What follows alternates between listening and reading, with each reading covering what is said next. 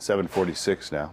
Hopefully we'll have some weather, good weather the weekend after for Ottawa race weekend. Manny Rodriguez is here, a coordinator of elite athletes. How are you?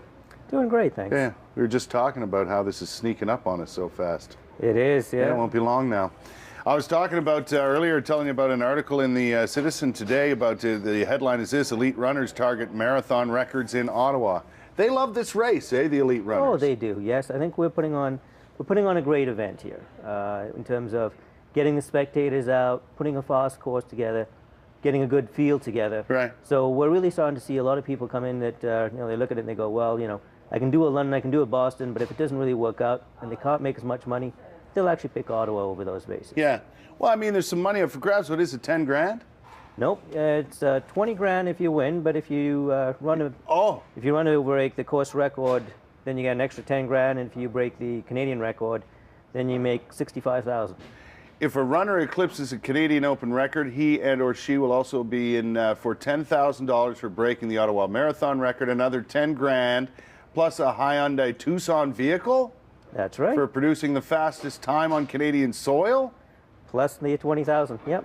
Wow. So no wonder they have their eyes on the record. Exactly. Right. So that's and you got to provide incentive for these people. Yeah. I mean, this is their living, so they're doing this for exactly. And it is, by the way, believe it or not, these elite runners, these elite athletes, that is how they make their money. Exactly. Right. I mean, now.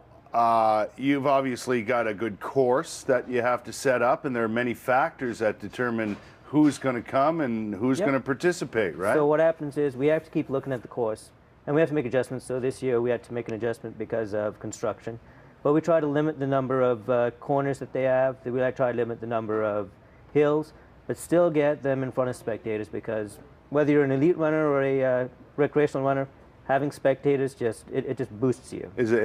Yeah, I would guess. I know I've been on the course while people I know have been running it, and just that little cheer you give them when they come around a corner or something puts a big smile on their faces. Because I mean, for people who are just doing this for the sake of doing it, it's a tough road. Yeah, there's no question about it. These elite marathoners do it all the time, right? And Manny, we're talking about elite runners not only in the marathon, though, right? We have in the 10K, we have an absolute world-class field. We have Jeffrey Mutai, who's I consider the best road racer in the world. We have Tadesse Tola, who's also one of the top road racers in the world. A guy named Milton Rotich is coming in. He just ran. He was second in a half marathon in Sweden. These guys are phenomenal. I mean, they're the best of the best, so we're going to see a great race. We're also talking about athletes that we'll see in the upcoming London Olympics. Exactly. So the Canadian Olympians are coming with Reed Coulsett and Eric Gillis. Yeah. And so I think it should be great. We may actually even see someone like Wesley Correa or someone come in. You never know. Yeah. Is it getting easier to attract those big names because of the reputation this race is garnering? Yes, it is.